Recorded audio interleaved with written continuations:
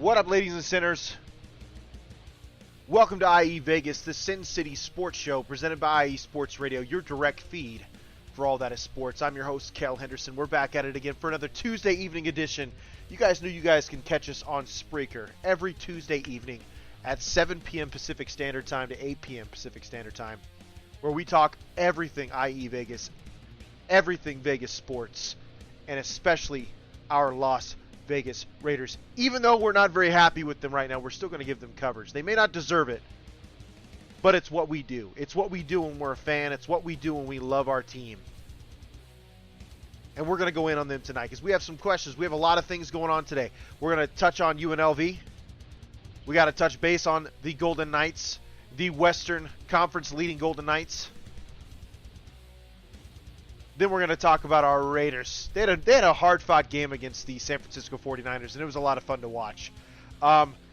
Definitely a different offensive approach. We'll touch base on that as well, because I'm not the only one that thinks that, unless you're one of the few content creators pretending to be film fanatics that tend to judge the...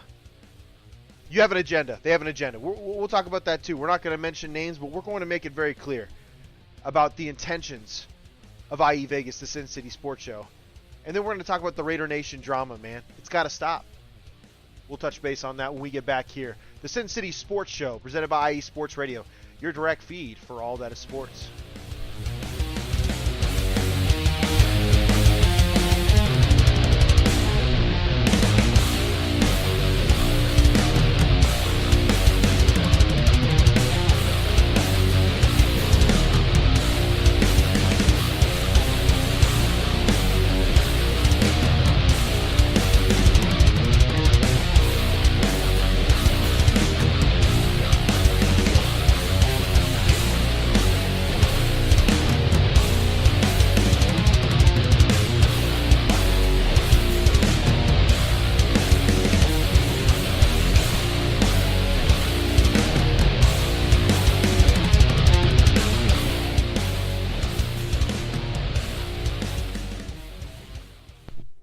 Welcome back, ladies and sinners. Welcome back to another edition of the Sin City Sports Show, presented by IE Sports Radio, your direct feed for all that is sports. I'm your host, Cal Henderson. If you folks want to get at us on our Twitters, on our Twitter feed, at SinCity_IESR. You can get at me on my personal, at Cal_Henderson, where we cover all things Raiders. We're involved with the community, and we're constantly speaking on Vegas sports.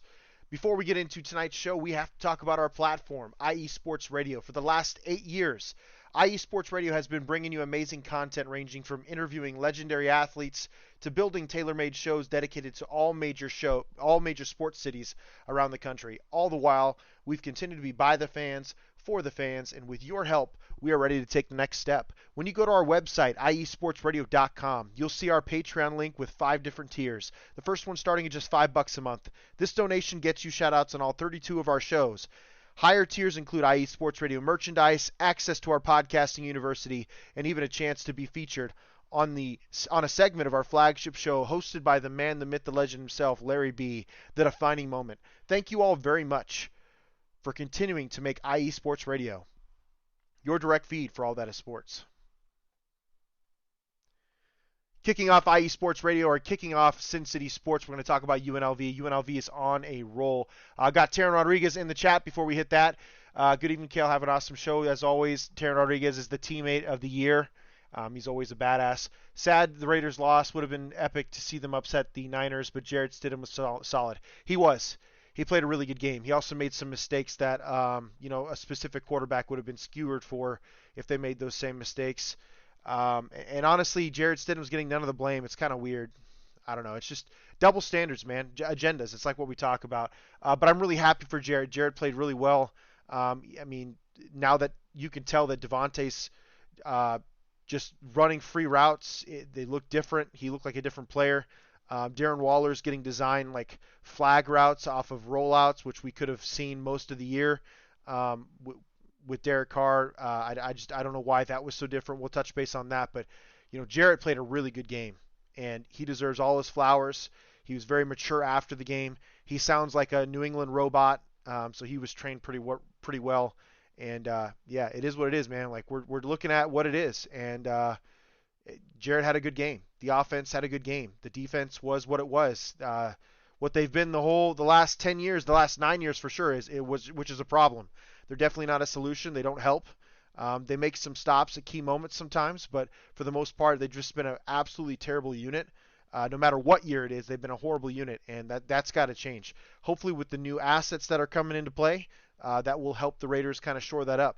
And then Jarrett Stidham, again, if he has a great game against Kansas City, I'd have a hard time arguing against the Raiders building around him because it looks as though he looks a lot like Rich Gannon out there. He just has to facilitate, man. He could look like an MVP when you're throwing with all that talent. It's not like he has Tim Brown and Jerry Rice out there, but not too far off with Devontae Adams and Darren Waller. So hopefully that continues. Josh Jacobs still had a hell of a monster game as usual. Josh Jacobs surpassed 2,000 yards, all-purpose yards this season before the last week. I think that's epic. They either need to pay that man. I don't think it happens because that would make too much sense for the Raiders. It's just not today's NFL. We'll talk about that a little bit too, but the direction of the Raiders is so interesting. It's so intriguing coming into this offseason. And, whether you're a fan of how they've handled things over the years, it'll be interesting to see how this new regime handles things going into the second year of their tenure. So thanks, Taryn, as always. Part of me wants to be a Raiders. Taryn said, part of me wants to be the Raiders spoiler or play spoiler to the Chiefs, but part of me doesn't. Dude, we could play them close. We could play them really hard. We just don't win. The only way that we win is if the Chiefs sit everybody. And as of right now, they have no incentive to do so. The number one seed in the AFC is the Buffalo Bills. There's no inclination that the game from last night will be replayed. Right now, Bills are still the number one seed. They win next week. They have the number one seed. And the Chiefs have the number two seed. And, in my opinion, I think the Chiefs should probably look at sitting some people. Like, let them play a half, see where the game's at, see what it means. And, sit your guys if you have to, because there's no sense of risking injury to Patrick Mahomes or Travis Kelce, what the offense rolls through. So I just don't see the Raiders playing a full game against the starters against the Chiefs. So there's a possibility we could very well see a Raiders win. But with the way the Raiders defense plays, who knows, man? It's a coin flip. I'd say 90% of the time, or at least 70% of the time, the Raiders defense isn't going to do what you need them to do. So it is what it is. But with that said, I also want to shed light. Yesterday's NFL game cut short. Bills versus the Bengals, and it was one of those things where it was number one seed implications, and none of that matters. None of that matters now. Thoughts and prayers, man. I'm not usually really a praying guy, but doesn't mean I don't think hard on the well-being of folks. And Damar Hamlin needs everybody's thoughts, man. Because what happened yesterday is it's just part of you don't expect it to happen. It was a freak accident. It was a run-of-the-mill hit. Nothing of that hit made you think that something bad was going to happen. But the idea that a young man could get up and then a few seconds later just collapse because of cardiac arrest due to a specific hit, which didn't look, again, it looked non-violent. I can't say it wasn't violent because this is the game of football, but it would look like a run-of-the-mill hit, man.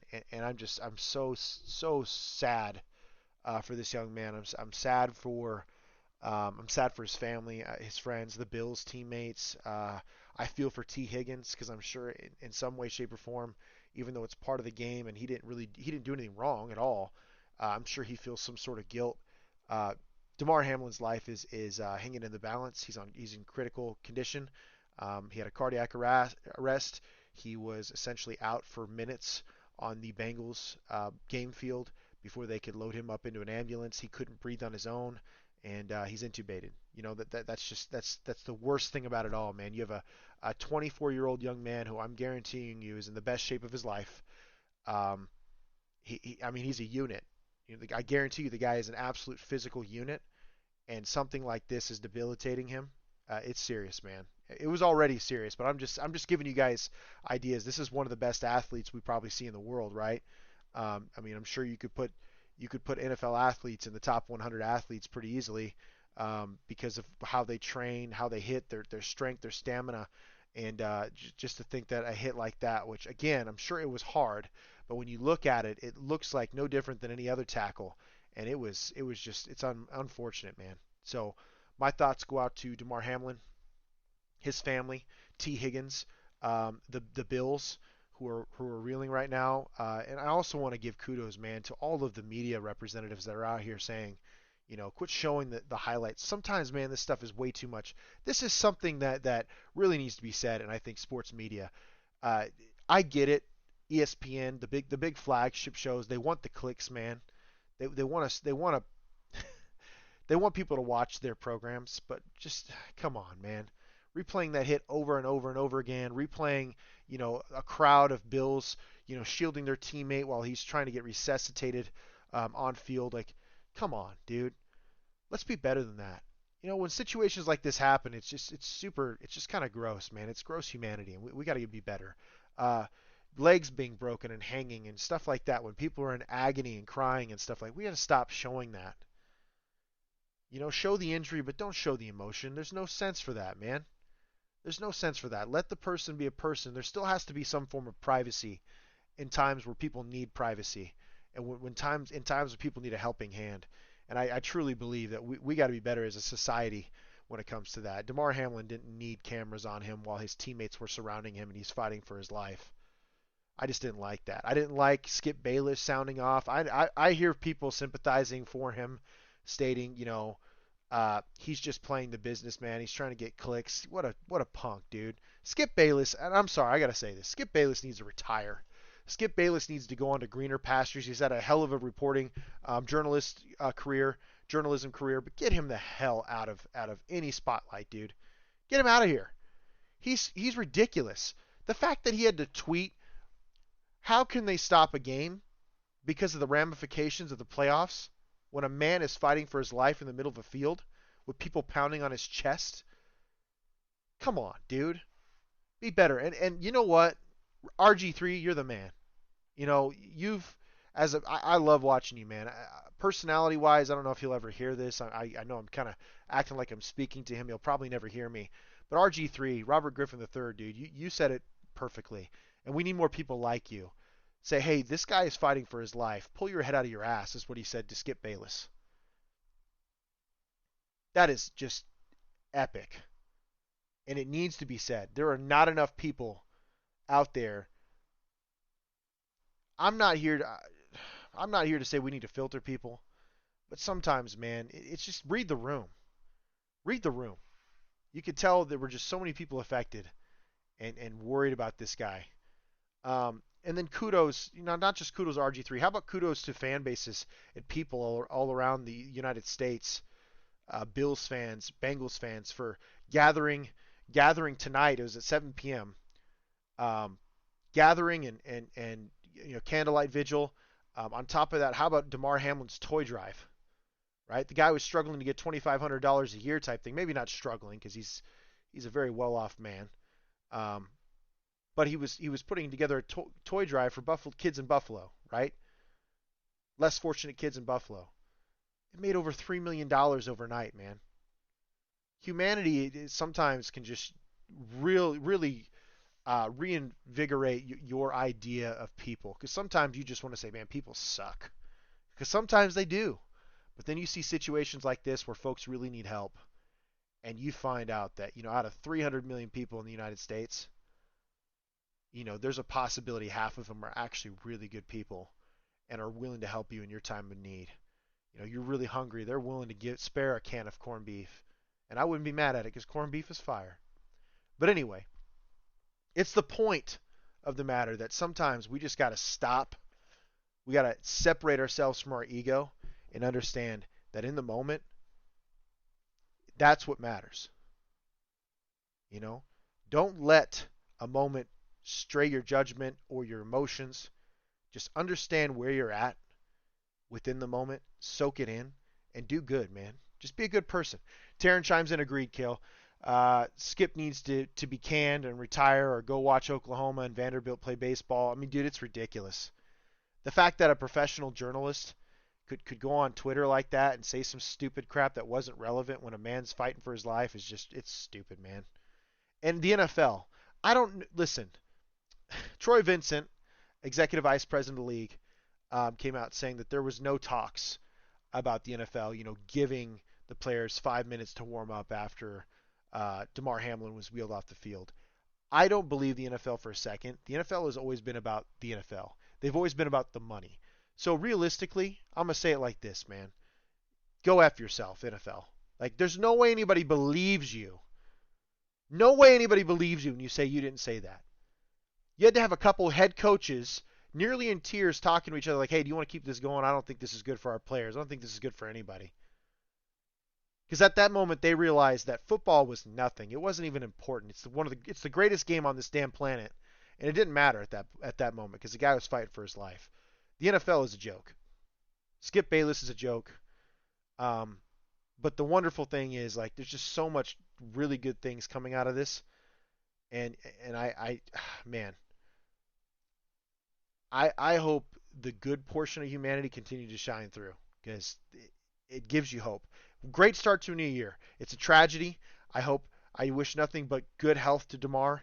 I wish him a full recovery, and I hope he gets back out there and plays. I'm not trying to say this in a selfish manner.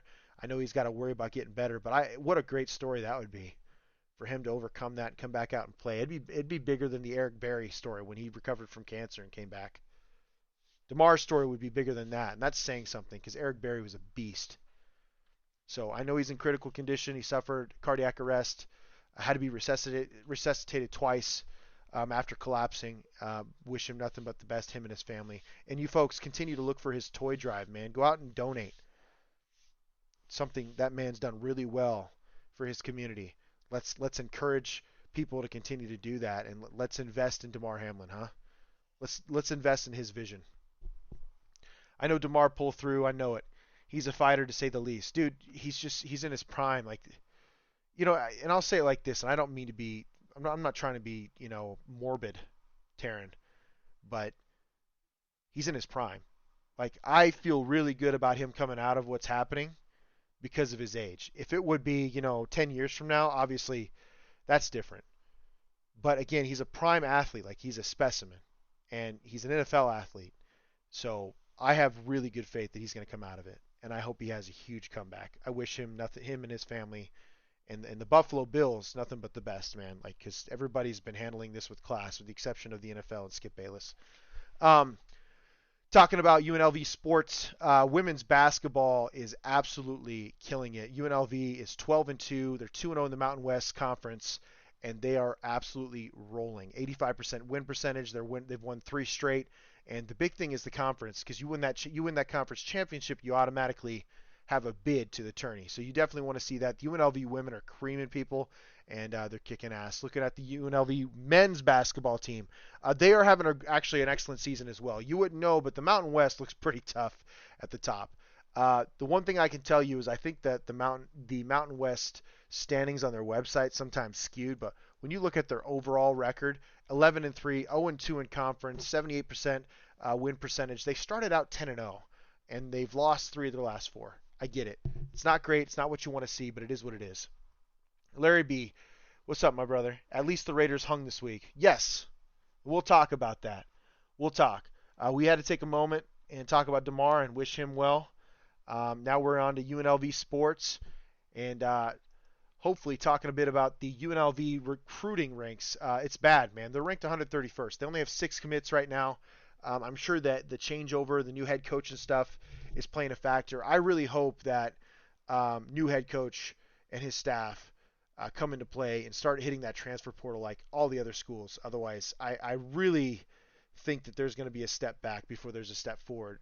Marcus Arroyo, I don't believe he should have been fired. I wasn't surprised. You guys heard that on this show multiple times. I would not have been surprised if Marcus Arroyo was let go. Unfortunately, he was. And I'm worried that this program is going to take a step back under the new regime. I hope the new regime figures it out, hits the transfer portal hard, continues the growth, because this is a potential 8-4 team. I thought it was a potential 8-4 team last year before the injuries happened. They looked really good. I get it sputtered. They couldn't stay healthy. It happens. It's the game of football, as we know. as we saw last night. It is hard to stay healthy in this game. Period. Look at the Philadelphia Eagles. Perfect example. Like the first 13 weeks, it was a storybook. Couldn't have gotten any better, right? Now they're riddled with injuries and they're fighting for the number one seed when they could have been running away with it, to be honest with you. It's just happened, man. It's a physical game. I hope UNLV really hits that transfer portal hard, picks up players that aren't being looked at in a fashion that they should be, because there's a lot of kids that don't necessarily understand that the grass isn't always greener. They're sitting in the portal. Like, for example, Colorado players. They were on a 1-11 team. Do you think a lot of those Colorado players are going to get picked up by other major or Power 5 schools? No. It's not going to happen, not on a 1-11 team.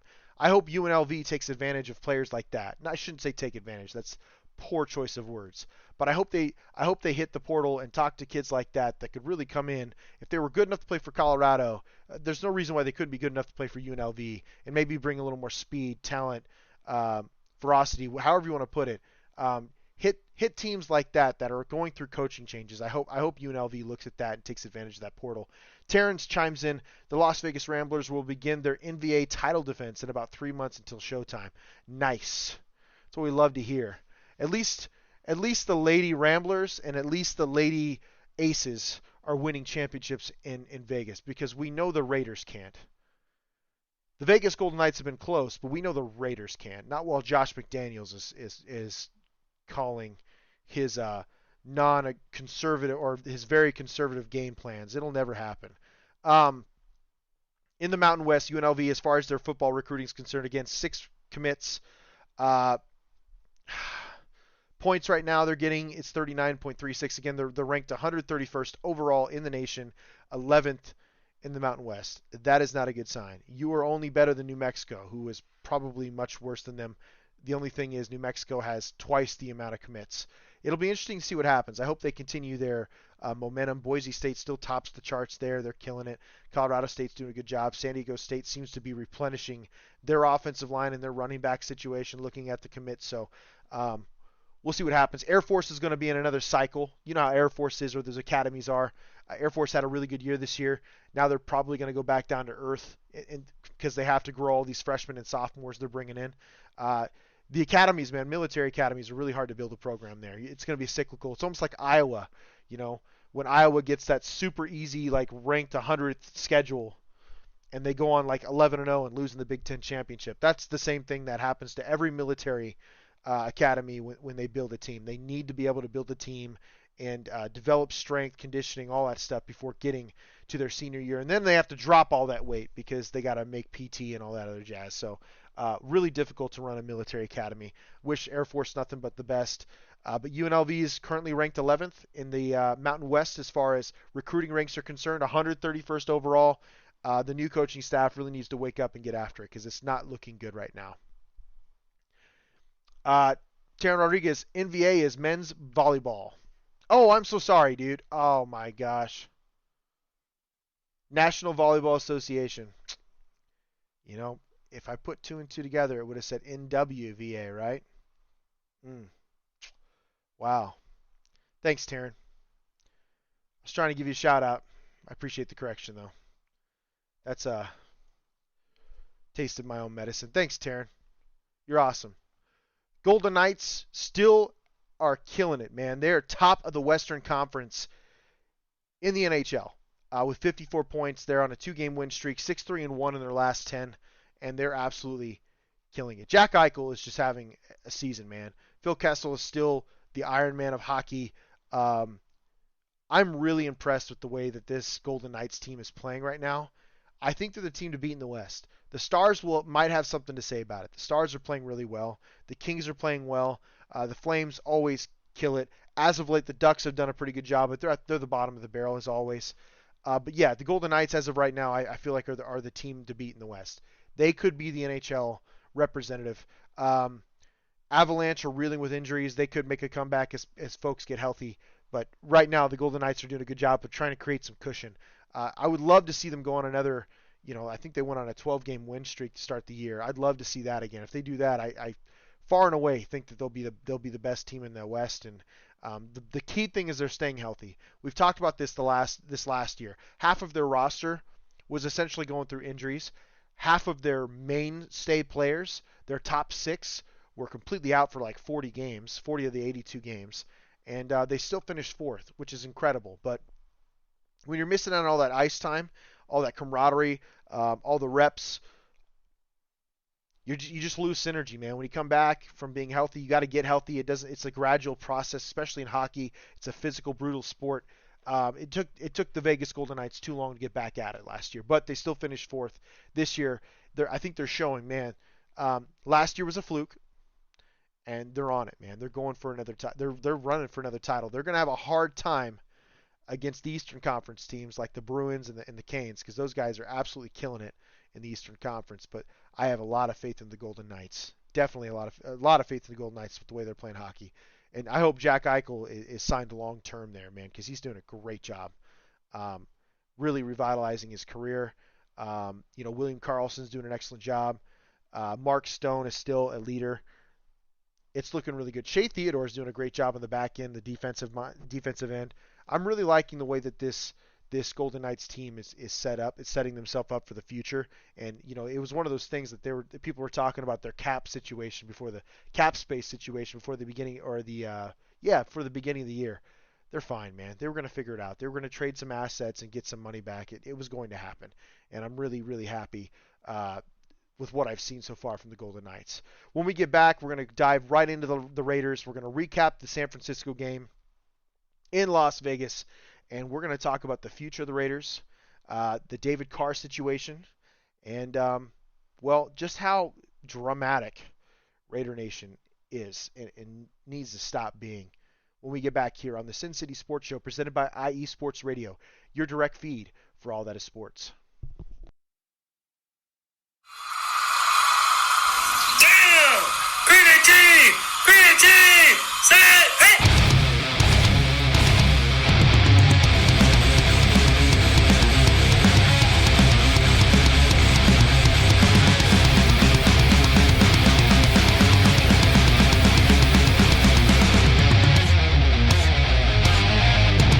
What's going on, football fans? This is me, your boy Larry B, inviting you to join myself, Colin Reynolds, Mike Pat, and John Felipe for one of the most electrifying football shows you have ever heard. 3 and Out, right here at IE Sports Radio. Recap of the week before, a preview of what's to come, and of course, 3 hardcore head-to-head prime-time face-offs each week. You don't want to miss it.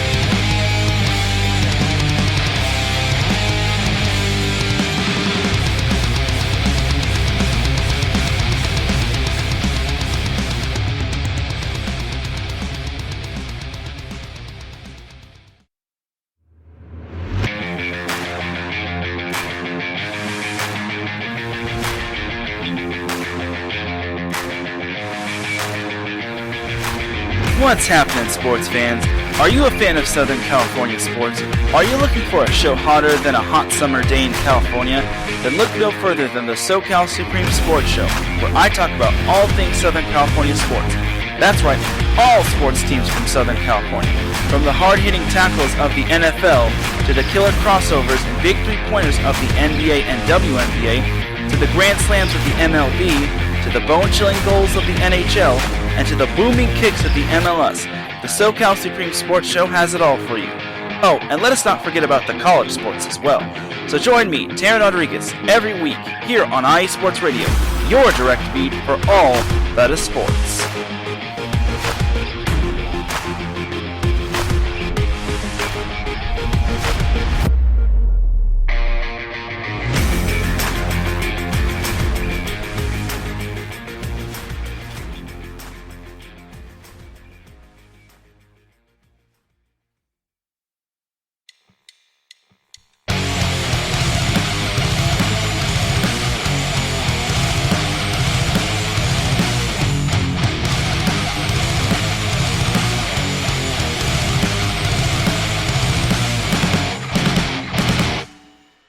College football, and do you want to hear a college football show dedicated to all that is college football, including junior college in the CCCAA and in the NJCAA, the NAIA, and the NCAA, including Division III, Division II, Division I AA in the FCS, and Division I Single A in the FBS? Well then look no further. Join myself, Larry B., and my colleagues, Mr. H-Town Blake Henley, and Mr. Christian Espinoza each week during the college football season for the latest in college football on 3 and Out College Edition right here on IE Sports Radio, your direct feed for all that is sports.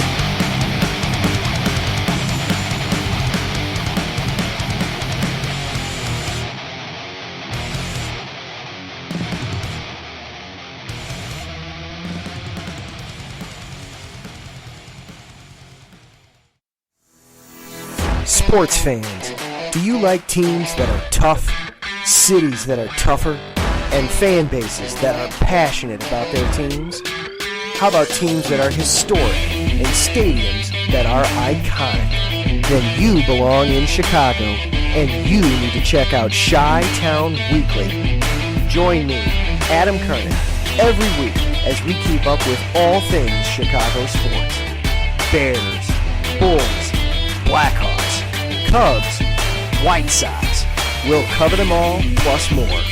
The Windy City is always buzzing, and we'll keep you up on all the big games and major stories. So tune in to Chi-Town Weekly every week right here on IE Sports Radio, your direct feed for all that is sports.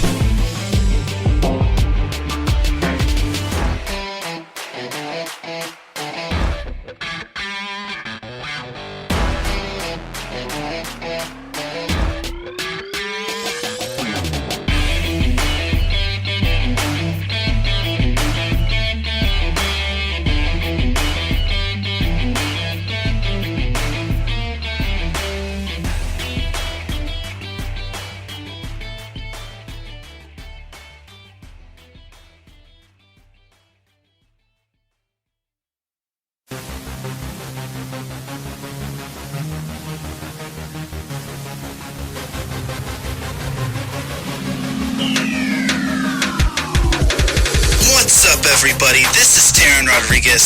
Are you a fan of volleyball? Are you a fan of Thunderous Spikes?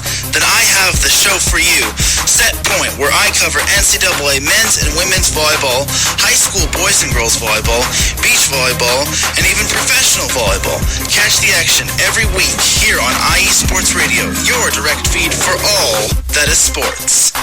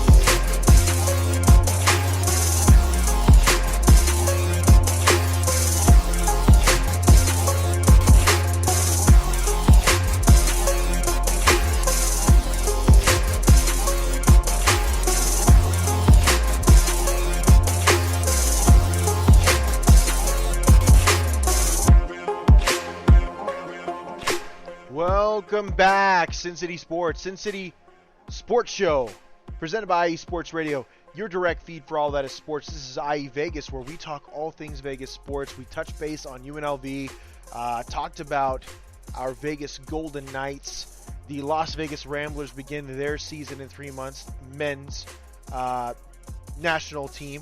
You got Taryn Rodriguez chiming in the chat as always because he's epic teammate. I'm nearing being an NBA on the NBA board. That's awesome, dude.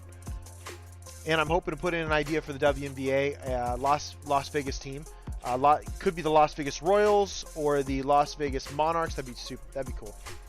Absolutely cool. I would definitely make sure that you look at, are there monarchs? Are there a bunch of butterflies in Vegas? I feel like it'd be too hot for butterflies. Maybe I'm wrong. I'd definitely look into that, man. Make sure it makes sense. Something to think about. I'm not a huge Nat Geo guy, but I just have a hard time believing that butterflies would have a good time in Vegas. Just saying. Might get fried. Like an egg on a dashboard in the summertime. You know what I'm talking about. You've seen those people put the trays of food on their dashboard in Arizona and in Las Vegas. Eggs, burgers, they come out for lunch and they're like basically cooked full and flavorful, however you season it, stuff like that. Pretty crazy how hot it gets in Vegas and in Arizona. Vegas Golden Knights' next game will be in 2 days. Yeah. Vegas Golden Knights is in 2 days, the 5th. Let's double check their opponent. That would be versus the Penguins. 9 p.m. So that'll be an ESPN Plus game. That'll be cool. T-Mobile Arena. The next 1, 2, 3, 4. Oh man, they got like a 6 to 8 game homestand, dude. 2, 3. Pardon me. 1, 2, 3, 4, 5, 6, 7 game home stretch. And those games have the Penguins, Kings, Panthers, Oilers, Stars, Red Wings, Capitals. And the only game I don't feel good about is the Oilers because Connor McDavid is tearing up the NHL right now. Just an absolute savage on the ice. He's a demigod. I said it to Adam Karnick. I don't care. I mean it. I think Connor McDavid's unreal, and I hope he gets a championship. Him and Draisaitl are just on a different wavelength this year, and it's been fun to watch. Las Vegas Raiders played a hard-fought game against the 49ers in Allegiant Stadium this last Sunday. San Francisco 49ers, who are the top of the NFC West, really good team. You know, I'll say this: the Raiders played really hard. They did. I thought Jarrett Stidham had a hell of a game for the most part. 23 of 34, 365, 3 touchdowns, 2 interceptions. You can tell the playbook was a bit different. And I know there's some, and I've said this before, I know that there's some creators out there with an agenda against Derek Carr who don't believe that. They're also the same creators that have had a tendency to have to rebrand because, well, their stuff wasn't very good from the beginning. They were saying things that didn't make any goddamn sense.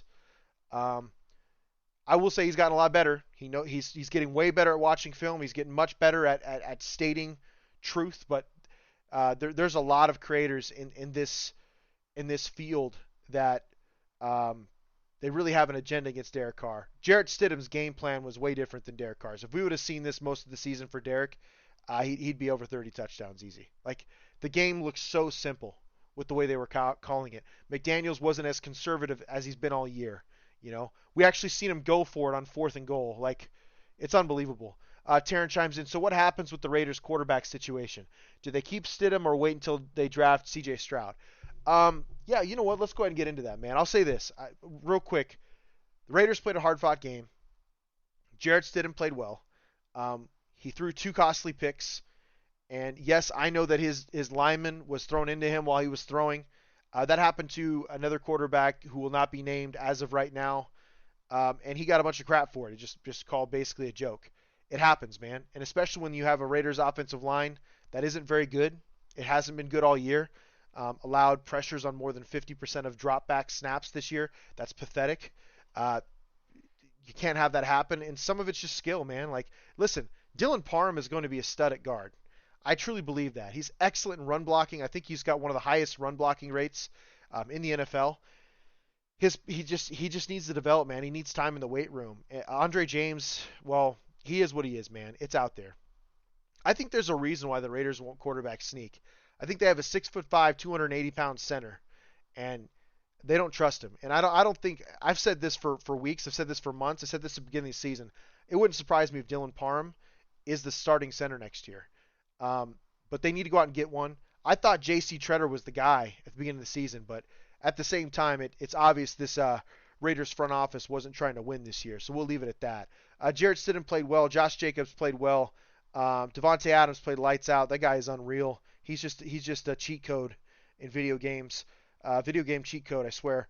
Darren Waller looked great. Foster Moreau had 3 catches for 55 yards. He didn't have any drops that hit him in the hands. Congratulations to Foster Moreau. That's huge. Matt Collins, 40 yards. Josh Jacobs followed up with 4 catches, 26. Hunter Renfrow, 3 for 19. Like, it was a good all-around day. The defense was trash as always. They made some plays, but It's just one of those things, man. Like, I got to give credit to the Niners. It doesn't matter who's at quarterback. Kyle Shanahan wins football games. It's absolutely crazy. You have the Mr. Irrelevant, the seventh round pick. In my opinion, I think Brock Purdy's doing really well. Don't get me wrong, but he's not the dude. He's not their dude. You could tell, right? Um, I personally don't think it matters. This even without Deebo Samuel being out for the season, even without Deebo Samuel, like what? Like there's no slowing down. Christian McCaffrey's unreal. George Kittle's still a beast. He's the best blocking tight end in the league for sure. Brandon Ayuk is coming on strong. Christian McCaffrey, Juwan Jennings, Ray McLeod. I mean, they'll do it with anybody, man. They don't even need Deebo Samuel right now, and that's saying something. If Deebo was healthy, they're probably a 13, 14 win team, and that's scary, man. I Brock Purdy's playing well. Don't get me wrong. I just think Kyle Shanahan is calling unreal games, and he's in his prime, and it seems like Kyle Shanahan and this 49ers team just looks more and more sharp as the days go on, and it'll be interesting to see what they do this offseason. Taryn asked, so what's going to happen with the Raiders quarterback situation? I'll say it like this, Taryn. I think it's up in the air. We know Derek Carr won't be back. Let's go ahead and talk about the Derek Carr situation. We'll review on it. Derek Carr was benched. He was relieved of duties. He was told not to come back to the facility because they didn't want him to be a distraction. I think that's all crap. I just think that they did him dirty, and that is what it is. And he looks like a scapegoat. I don't care what anybody says. If Steve Mariucci says it, if majority of the primetime television network analysts say that he was a scapegoat, it is what it is. Did he play as well as he could have? No. But let's not act like Darren Waller was available all year. Let's not act like Hunter Renfrow was available all year. Let's not act like this offensive line was any good. It is what it is, man. The defense was atrocious. I think that this was kind of a plan. I have no problem with saying this. It was a one-year contract, essentially, even though he had an extension. I think this staff had ulterior motives. They wanted to see what was going on, and they're going to get their wish. From a quarterback perspective, if Jarrett Stidham has an excellent game against the Chiefs, and you can tell on film that it's quality, if it's of any kind of value that you saw against the number one defense in the league in the San Francisco 49ers, in my opinion, I think you build around Stidham at a really cheap deal and see what happens. You know, you have the weapons. If they're healthy all year, you know what can happen. You're going to get an additional $30 million once they cut Derek Carr, because I personally don't think a trade's going to happen. They're going to get an additional $30 million. And to me, right there, you could take care of a lot of the deficiencies on defense. In the secondary up front, they have 12 draft picks. You know, I have two trains of thought with this, Taryn, when it comes to the Raiders' future, right? Build around Stidham, see what happens, give him a full season, and I'll say it like this, try and sign Brady, because you know he's good for at least 1 year with these types of weapons. Again, try to load up the offensive line if you can, keep him protected. Try to load up on defense in the draft, get the best possible players you can in the draft, and see what happens. See what happens, because I think with Brady here, with the weapons being healthy, there's a possibility they're a Super Bowl team. Very possible. But you have to build the offense and defensive line. The third option, and this isn't going to be liked by a lot of Raiders fans, and I doubt it happens because Josh McDaniels, I think, after this season is basically coaching for his job, right? But if I'm looking at the current situation of the Raiders, then this is just the third option. I'm not saying they should do it. I'm just saying it wouldn't be a bad idea. Trade Adams, trade Waller, trade Crosby. Get a bunch of picks for those guys. You tank this year, and you're looking at Williams, you're looking at Drake May in 2024, and you probably have like 15, 16 draft picks and $100+ million in cap space to really load up around a young, talented quarterback and protect him. That's just my thoughts there. That's the third option. As far as CJ Stroud, after the way CJ Stroud played, after the way Bryce Love played, I personally see them going 1-2. I really do. I know Seattle has the number 2 pick, Denver's pick, because Denver is absolutely atrocious, even though they could have Jim Harbaugh soon, which is not a good thing for the rest of the AFC West, because Jim Harbaugh will probably come back on a mission. But it sounds like Jim Harbaugh's interested in the Broncos. Sounds like he's interested in the Panthers. I hope he doesn't go to the Broncos. That would suck. To to be quite frank, man, like I'd love to have C.J. Stroud as the Raiders quarterback. The problem is you'd have to give up a bunch of assets to get him, and I just don't see us being able to get up to 2. I really don't. Taryn said also there's an unlikely route of going for Chase Garbers, but that's a major reach. Nah, Chase, I'll put it like this, man. And this is what I try to tell people.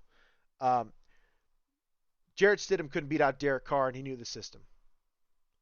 Jarrett Stidham couldn't beat out Mac Jones. He had 2 years of playing time or development time ahead of Mac Jones, right?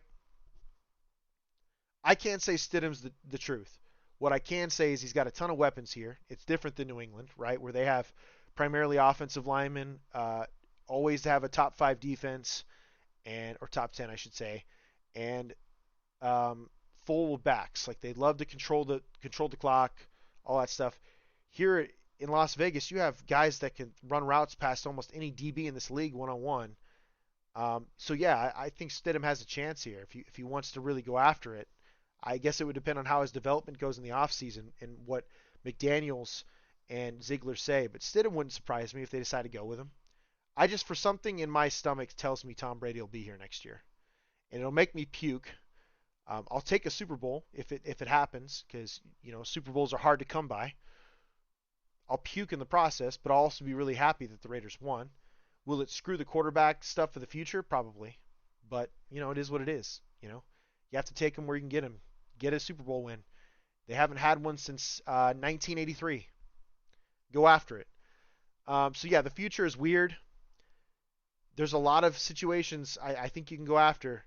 Obviously, the third one I said, where you basically trade everybody and get a crap load of assets and go after Caleb Williams or Drake May in 2024. That's far-fetched. I doubt that happens because, again, I think McDaniels is coaching for his job next year. I don't think he gets a bad – I don't know. I don't think he gets another bad season. I know Mark Davis is kind of – Skeletor is kind of on his good side, is advocating for Josh McDaniels, and he obviously picked McDaniels over Derek Carr. So, there's something to be said there after the last 9 seasons. My thought process is this. If you can get Brady and build a better roster, finally build a better roster, go for it. You have 12 draft picks. The issue is the Raiders have been so bad in the draft, and this is part of where we go to the Derek Carr argument. He had very little around him for years. Between 2018 and 2021, the Raiders had 8 first-round draft picks. 5 of them are no longer on this roster. Only 1 first-round draft pick since 2018 have the Raiders extended. They didn't extend Josh Jacobs, who's the best running back in the league this year, and they definitely didn't extend Cleve Farrell, who's played pretty well, but he's still not that 4th-round overall pick that we were hoping for, right, after you trade out Khalil Mack. It's been abysmal, man. And that doesn't even go through the 2nd-round picks that aren't on the team, the 3rd-round picks. It's an absolute disappointment. So the cupboard's empty. I'll say this. Moving on from Derek Carr probably was the right call. I think everybody needed a fresh start. It just got volatile within Raider Nation and the Carr stands, and however you want to put it. It got volatile the last couple of years, and it shouldn't have been that way. Should have never been that way. So the Raiders' future is go after Brady if you can. I think Jimmy G, if your next option is Jimmy G, I don't think you're going to win a championship, but you might, flirt with contending for one. I believe this is my thought process. If you can get Brady, sell out. Do what you got to do. Go full Ram style on your roster. Backload money and figure it out. Load the roster up because people will come to play for Brady. If you can't get Brady, if he doesn't want to leave Tampa, which I wouldn't blame him if he doesn't, Ryan Jensen and those 2 tackles will be back next year fully healthy. Mike Evans will be back. Godwin will be back. Most of that defense will be back next year.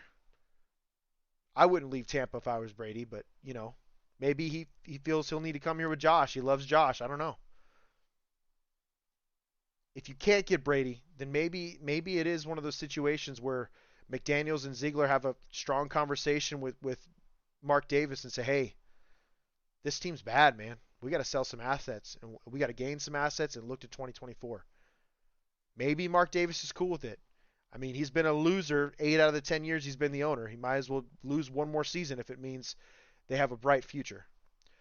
Derek Carr. Let's talk about Derek Carr real quick. Landing spots. I'll say this. I don't think Derek Carr is going to waive his trade clause. The best case scenario for the Raiders is that he does. And he gets traded for a first round pick. I don't see it happening. Because if you see what's been going on with Derek's brothers, David Carr, who spit nothing but facts on NFL Network, by the way. He didn't say anything wrong. He told the truth. Right? I have no problem with what he said, and I think it's been more dramatized than what it needs to. We'll find out what really happens on that Harvester Sports podcast that's supposed to be coming up. I think that's one of his relatives that runs that Harvester Sports podcast. We'll see how juicy things get, because I think there's a lot of things that we as fans don't quite understand that have happened under the Raiders shield and the organization for the last 9 years that Derek's been privy to. And I'm sure he shared them all and vented them all to his brother, but he's been a class act to the media, to the roster, all that stuff for the last 9 years. It wouldn't surprise me if we get some eggs that we don't want to hear about or didn't know or would be kind of shocked at. And maybe it kind of sways some people over to understanding why Derek Carr was kind of affected all these years. He did the best he could, man. He was a true professional. All he did was go out and, as David Carr said, all he did was go out and lead the league and lead the franchise in passing yards, touchdowns, passer rating, completion percentage. He's the best quarterback the Raiders have ever had. He didn't win a championship. I get that. But it doesn't change the fact that he's the best quarterback the Raiders have ever had statistically. He will eventually, 10, 15 years from now, be on that ring of honor if we have one in Allegiant. And there's no other way around it. It's going to happen.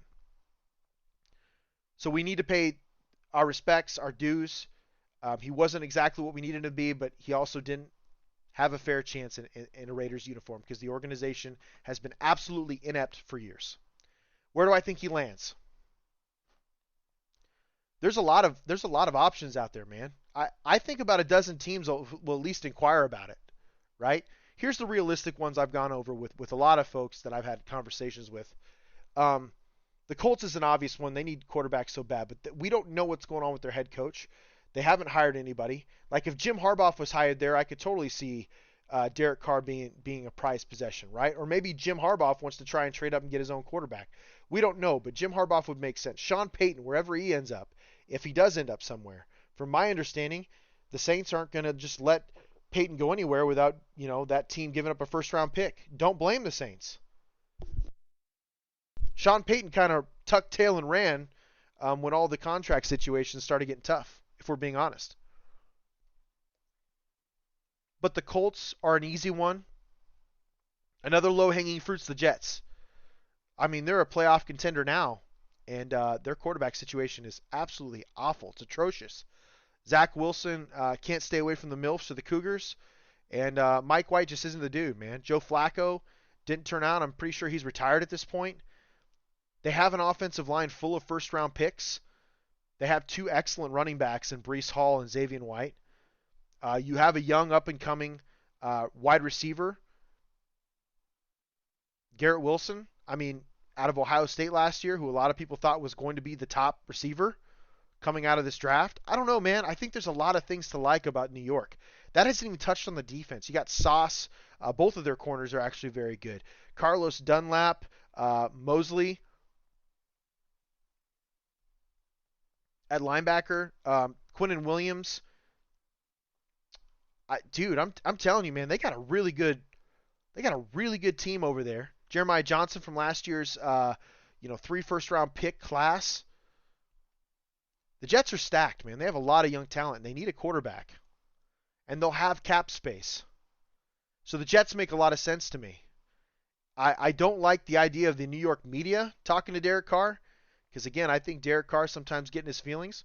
But maybe we see a different side of him. Maybe he isn't happy with the way things turned out with the Raiders and he goes savage mode on us. I don't know.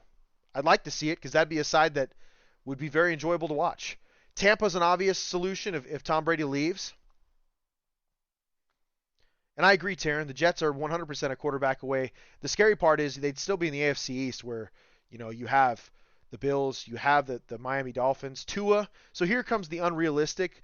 The team would have to love Derek Carr to go after him. I think Derek Carr is better than Brock Purdy. I have no problem saying that. If you put Derek Carr in that San Francisco 49ers offense, that sounds absolutely terrifying. Like, what do? Look at what Kyle Shanahan's doing with Brock Purdy. Look what he did with Jimmy G. Look what he did with Trey Lance. The dude does nothing but win football games. It doesn't. Nick Mullins, for God's sake. It doesn't matter who's playing quarterback.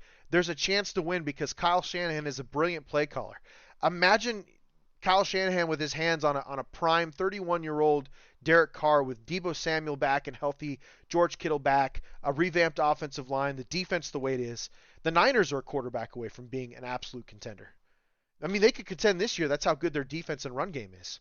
I'm just saying, you put a guy like Derek Carr on that team, number 4, who's from the Bay Area, comfortable there. That's a scary spot. It really is. The other one I was thinking about was Miami. If Tua medically, and listen, I hope he gets healthy. He seems like a really cool dude, but if he can't because of the concussion situation, which is scary, I hope Miami would be a great spot for Derek Carr. Lots of weapons. Again, revamped offensive line. Pretty decent defense. But if I were Derek Carr, my top 2 spots, period, would be the Niners or the Jets. Because the Niners are not hanging on to Jimmy G. Trey Lance, I'm not sure what's going to happen there, right? We don't know. He's on a rookie contract, so it's worth stomaching, and he'd be a great backup quarterback. Unless you want to trade him to a team that's looking for a quarterback, it's possible. Washington's an excellent choice, Taryn. You're right. I don't know why I didn't think of them. Washington's an excellent choice. Washington is a team full of studs on defense. They have studs at wide receiver with Curtis Samuel. You have Terry McLaurin, Logan, what's his name? Dang it. I don't know why. It's Logan Thomas at tight end. I love Brian Robinson at running back. They have a plethora of running backs. They do need to revamp their offensive line, but yes, they have an excellent defense, and if you add Derek Carr to that team, I think you're in good shape. And the NFC East is not that good. I mean, you have the Eagles that are really good, but the rest of that division is not that great. It would still be competitive, but it's not that great. And then yes, Taryn, that was going to be my last one. The Seahawks are a no-brainer to me. If they decided they didn't want to pick a quarterback at 2, if they decided they didn't want to go quarterback at number 2, which I think they'd be crazy to pass up on C.J. Stroud or Bryce Love if they're there. In my mind, if they felt confident that Derek Carr could lead them to the promised land, because they do have a good defense, you could load up with those 2 draft picks they have. At number 2, you get the second best player in the draft. Or, better yet, if you sign Derek Carr, you trade out of 2 to a team that really wants C.J. Stroud or Bryce Love, and you're looking at a revamped roster in a heartbeat with Pete Carroll and this offense, which seems to be rolling with Geno Smith. I just see Derek Carr, Tyler Lockett, DK Metcalf throwing deep all damn game. That'd be crazy. And it'd be nuts because Seattle fans wouldn't know what to do with a quarterback who can see over the middle. Right? A lot of potential there, man. But the realistic one, the top 2, Niners, Jets, and it's not even close. The 2 best formulated teams. The Niners are obviously a very stable franchise. Stable is what David hinted at, and I get it. I absolutely get it. I wish nothing but the best for Derek Carr. I hope nothing but the best for the Raiders' future. If Brady comes in, I'll be behind it, man. I'll puke a little bit, but I'll be behind it 100%. I just want to see a Super Bowl because they're hard to win. Period. I want to see the Raiders win games, man. Win games. And the Titans are an absolute obvious, like, Tannehill's not coming back. He's an older, not as good version of Derek Carr. 100%. But I think the Titans have roster problems too. I think they need receivers. I think they need to revamp that offensive line because they're hurting without Taylor Lewan, who's getting older and is probably going to get cut. Derrick Henry's hitting the last part of his years. I just don't see that one there, but it could happen. Thank you, folks, for tuning in. We'll touch base on this more next week. We got a lot of discussion. There's going to be a lot of discussion over the next few months because the Raiders have to make a decision by February 15th. My gut feeling is they cut him because they won't be able to get a trade. The best thing for the Raiders is to get a trade. I just don't see it happening with the way things seem to be, the temperature of the air with the Carr's agent and the Raiders. I just don't see it happening. But I'm hoping for the best for both sides, man. I want to see both sides kick ass. This is the Sin City Sports Show presented by IE Sports Radio, your direct feed for all that is sports. I'm your host, Cale Henderson. You guys can get at us on our Twitter forums at SinCity_IESR, at Cale_Henderson. That's my personal. and you guys can get at us anytime. As always, tune in 7 p.m. Pacific Standard Time to 8 p.m. Pacific Standard Time here on Spreaker. As always, folks, love, peace, and hair grease. Have a great week.